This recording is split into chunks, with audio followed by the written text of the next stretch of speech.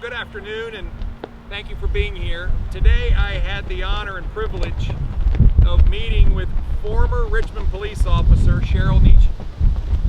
What an amazing woman. She shared her story of survival following a brutal shooting at the hands of a killer when she was 24 years old and serving as one of our finest. And in a few minutes, she's going to share that story with you. The fact that Cheryl is here with us today is nothing short of a miracle. If she hadn't turned her head at the exact moment the gun was fired, things likely would have turned out quite differently. Cheryl's perseverance in the face of a traumatic and incredibly difficult recovery is inspiring. So is her commitment to being a voice for so many others who have had their lives changed forever. Cheryl's a strong advocate for the rights of victims and their families. The man who shot Cheryl shot her in the face and tried to kill another police officer and murdered 3 other people in cold blood was sentenced to spend the rest of his life in prison. But last week, that killer received a hearing before the McAuliffe-Northam Parole Board. The idea that a man who was sentenced to 3 life sentences plus 116 years could be granted parole and given back his freedom is just wrong. It's an insult to victims, it's an insult to law enforcement. But Terry McAuliffe seems to think differently. Terry McAuliffe said just recently, "I want everyone to have access to parole." Think about that. Terry wants everyone to be considered for parole. Violent criminals, rapists, sexual predators, murderers, people who have killed police officers, people who have shown zero remorse. The man who nearly ended Cheryl's life. Everybody. The most fundamental obligation of government is to keep citizens safe. But when Terry McAuliffe was governor, he failed and he caused chaos. Under Terry McAuliffe, Virginia's murder rate increased 43%. Under Terry McAuliffe, the rape rate went up every year he was governor. And this is a guy who says he stands up for women. Terry doesn't stand up for women. His parole board and his policies cost lives and put more women in danger. What we've seen from Terry McAuliffe's lawless parole board is absolute chaos. Instead of standing with victims, they've dismissed their concerns and ignored them and kept them in the dark in violation of Virginia law. Instead of taking careful, thoughtful approach to granting parole, Terry McAuliffe's parole board has pursued a scandalous agenda of setting the most violent criminals free. By 2017, the last year of Terry's term, all 5 members of the parole board had been appointed by him. Terry's appointees were a majority of the board until just last year. And until last month, half of the board were picked by Terry. Terry's hand-picked chair, Adrienne Bennett, has now disappeared from her job as a judge because of what we now know. That when she headed the parole board, she told her staff to wave the wand of power. "Let's cut them loose," Bennett wrote. Her assistant was gleeful, writing that she felt drunk with power. Last year, they released cop killer Vincent Martin, who murdered Richmond police officer Michael Connors in cold blood, and an inspector general found that they broke the law in the process of granting him his parole. Then it also released 8 other convicted murderers. How does this make Virginians feel safer? How does this honor the memory of those who were killed? How does this respect the rights of victims and their families? Well, let me be really clear. It doesn't. What does Terry McAuliffe have to say about this chaos that he unleashed upon the Commonwealth? Nothing. But a dishonest claim that he wasn't there when it was going on. Well, let me tell you, that's disgraceful. The truth is that Terry McAuliffe, who installed Adrian Bennett as chair of the Parole Board, and when he did, he said it was for the specific reason of moving expeditiously on these parole hearings. Terry, hear me right here. Are you proud of your parole board? Unlike Terry McAuliffe, I will prioritize public safety as governor. I will work every day to ensure that Virginians feel safe.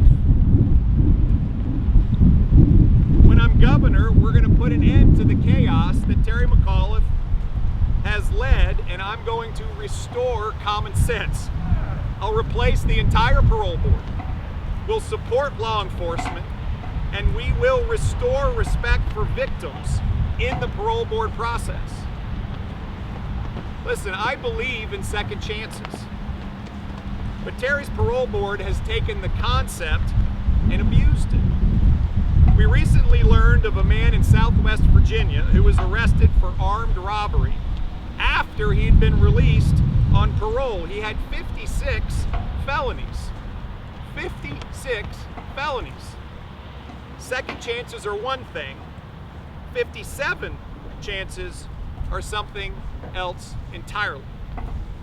We cannot afford a third term of Terry McAuliffe. He is sided with violent criminals. He's turned his back on victims. He's turned his back on police officers. Terry says he will end qualified immunity. Let's be clear, qualified immunity actually protects law enforcement heroes from frivolous civil lawsuits. And if Terry McAuliffe ends it, it will further demoralize and defund police by exposing them to these frivolous lawsuits and to personal bankruptcy simply for doing their job, which they swore to, which is to protect us. If that happens, thousands of police officers will retire all at one time. Talk about chaos. We can restore common sense and prioritize public safety, but it's going to take a different kind of leader. It's going to take a leader that understands how to get things done and how to stand up for what's right. That's why I'm running for governor. I hope Terry comes out and says that the killer who tried to murder 2 police officers, including Cheryl, and did murder 3 others, should not receive parole. Along with Cheryl and wounded Hanover County Deputy Bubba Worsham, those who were killed, Gene Whitaker Woodfin, Susan Hall, and Frank Gavin, they all deserve so much better, as do those who knew and loved them. So I want to introduce former officer Cheryl Nietzsche and ask her to please tell us her story. Cheryl, over to you. Thank you.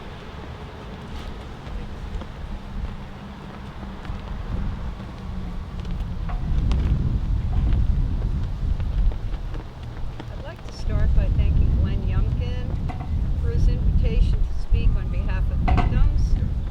This is the first time I am aware of personally that any governor or candidate for governor has ever reached out and cared about victims or their families, as opposed to freeing those who have committed the most violent crimes.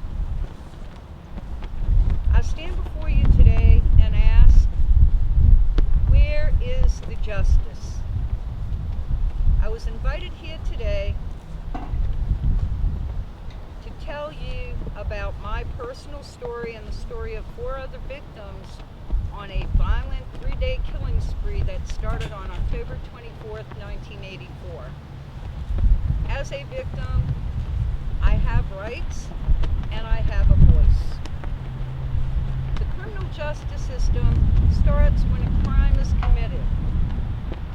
A crime is committed, a A report is made, the police observe the crime, an arrest is made. Based upon probable cause, warrants are obtained, and the case comes to the court. The case is heard either by a jury, a judge, or both, and a determination is made based upon the law, and a sentence is imposed if the person accused of the crime is convicted. I moved here when I was 22 years old. I've always been very proud to be a part of the criminal justice system. When you become a victim, though, your role changes. And I've always known that a system, especially law enforcement, has to be held to a higher standard. There's got to be integrity, there's got to be credibility, and most of all, it's got to be built on accountability. As a victim, I'm not so sure that my voice is heard anymore, my story or my rights even matter. In looking at everything that happened last year, working with victims' families from across the state that reached out to me for guidance, assistance, and information, I found repeatedly victims' rights had been violated. There had not been notifications. There had been violations of state code where Commonwealth attorneys hadn't been notified with that 21-day window as guaranteed under the Code of Virginia to give them time to review the case and have input before a decision was made. There was a revolving door out of our prison systems because of the former chair, Adrienne Bennett, and how she was running her operation. My story was very different. Back in the 80s, Kenneth Wayne Woodfin, who's now incarcerated serving 3 life sentences and 116 years for 3 murders and 116 years for a variety of other crimes, including shooting me in the head. He started his crime spree in Ashland when the police hit his home with a search warrant and made an arrest on guns, drugs, and other charges. He then, on October 24th, abducted his wife in Petersburg from his mother's home, took her to the Petersburg cemetery, shot her several times, and left her body. He returned to his mother's home. He abducted his sister-in-law, drove her to 111 North Strawberry Street in the city of Richmond, where he brutally murdered her and his best friend, Frank Gavin Jr., by shooting them in the head. Their bodies were discovered shortly after the homicides occurred. When he fled that scene, he pulled up at a traffic light in Hanover County next to Deputy Sheriff Willard Bubba Worsham at a red light. Deputy Worsham had a canine who sensed danger. He had aimed for Deputy Sheriff Worsham's head, but he turned to see why his dog was upset and got shot twice in the arm instead. Now we flip over to October 26th, the Friday night. I'm working at the Marriott downtown Richmond at the Episcopalian Ministers Convention and the U of R homecoming. One of our police sergeants, also related to Woodfin, was supposed to be working there that night, as I was told later. Woodfin and a friend approached me. The friend asked me a few questions and they went into the building. Woodfin later returned. He was wearing a blue jogging suit. He didn't look well kept. His skin was ashy. He looked tired and not well groomed. He gave me a note. He said, "My friend asked me to give this to you. He wants you to read it." And I asked him, "What, did your friend get shy all of a sudden?" And I put the note in my pocket. Ironically, in my back pocket, I had a wanted poster with Woodfin's face on it for the 3 murders. he walked away. Woodfin walked away. I shook my head, and about 5 minutes later, I took that note out, and I read the first line. It said, "A marriage is social and holy," and it was signed by Nat Turner. I immediately sensed something was wrong and began looking for Kenneth Wayne Woodfin. I showed it to the girl next to me, the parking valet, and she couldn't even read it. I looked back down, and when I brought my head up, I heard a loud boom. Woodfin had scaled back around the blind side of the building with a .357 Magnum aimed for my temple, but I had brought my head up after only reading the first line. The bullet entered my ear, shut out my TMJ, broke my jaw. My teeth are all implants, and the bullet lodged 1/8 of an inch from my carotid artery. My doctors called me Miracle Girl. To this day, I have shrapnel under the skull part on the outer cortex of my brain. I was not expected to survive, but I did, and I returned to work in May of 1985. I testified at every single trial. I thought back to my mother being awakened in the middle of the night by the 2 police officers up in the Boston area. I remember hearing that she had answered the door. "Oh my God, is she dead?" "No, Mom, you should know your daughter better than that." I definitely had a guardian angel that night.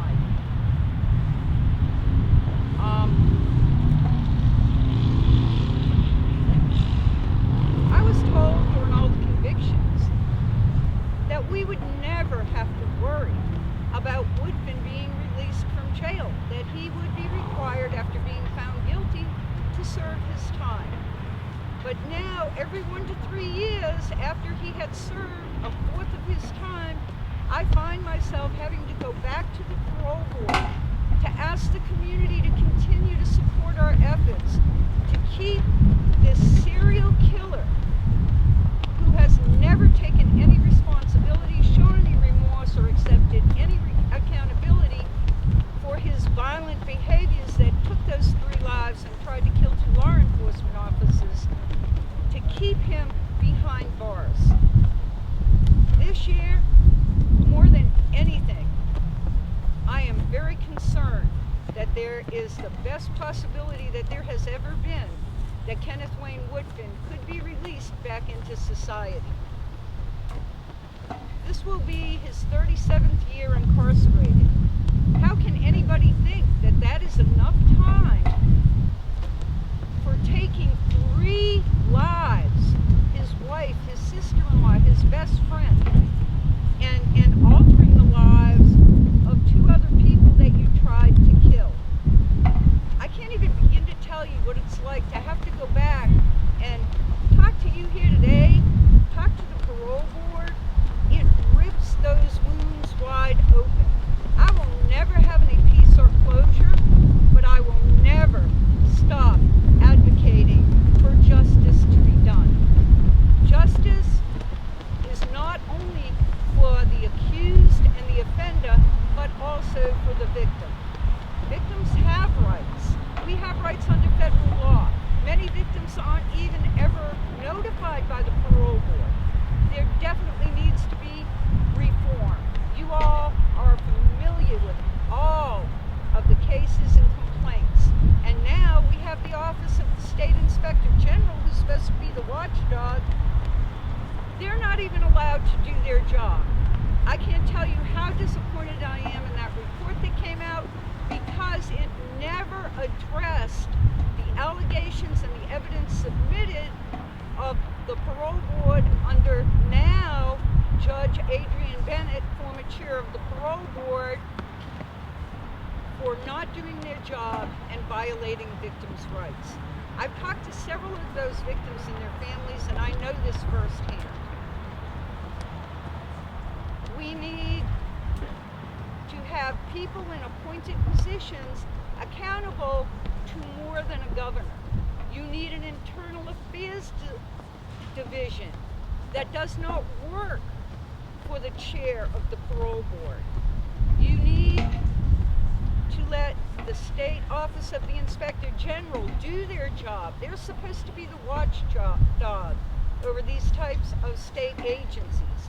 Instead, we have governors and other politicians that want to blame the investigative unit. $250,000 and nothing was done to further investigate the alleged wrongdoings of the Virginia State Parole Board. I have had my challenges in communicating with the Parole Board. My victim's advocate was not at my hearing. Adrian Bennett's former assistant stood in her place. I never got a reason why. I've had people trying to drop off no parole letters to the Parole Board. I received an email from Chair Tanya Chapman stating they can't drop those letters off. There's only certain ways they can be delivered. There's just so many cases. And my heart just goes out to the family of slain Officer Richmond, Officer Michael P. Connors. They have gone through so much. They have tried to follow the process and advocate for their family and for their brother, who was brutally killed by Vincent Lamont Martin, who was released last year by the Virginia State Parole Board. In closing, I stand before you speaking victim to victim and on behalf of so many family members, friends, neighbors that have been murdered or sexually assaulted. And I ask you, where is the justice? I also want to add that there were other complaints lodged with the Office of the State Inspector General, and the findings were turned over to Governor Northam. We're still waiting for answers, but nobody seems to know what happened to those cases. Where is the justice? Each one of us holds the key to justice for every Virginian by ensuring reform of the criminal justice system and the parole board come November. We shouldn't have 3-month-olds getting killed in the crossfire like happened recently here in Richmond. We should not have 5- and 6-year-olds getting gunned down when they're outside playing, which also recently happened. And I don't think any of us will ever forget Michaela Dickinson, 9 years old, who was killed in a Richmond park on Memorial Day 2 years ago, along with a 12-year-old being shot. We as a community need to come together, work with the police, stop the violence, and stop allowing the system that is supposed to protect us to victimize us even further after the crime. We have rights, and rights are protected and restored, and rather than prioritizing the release of many violent offenders under a system that is supposed to provide equal rights to offenders and victims and their families, we want that scale to be balanced. I ask everybody to please, come November, join me in restoring credibility, integrity, and accountability, especially for our criminal justice system and our parole board. Thank you.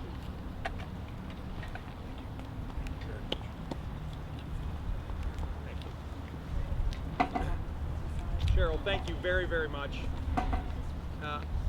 I hope everybody understands that elections have consequences.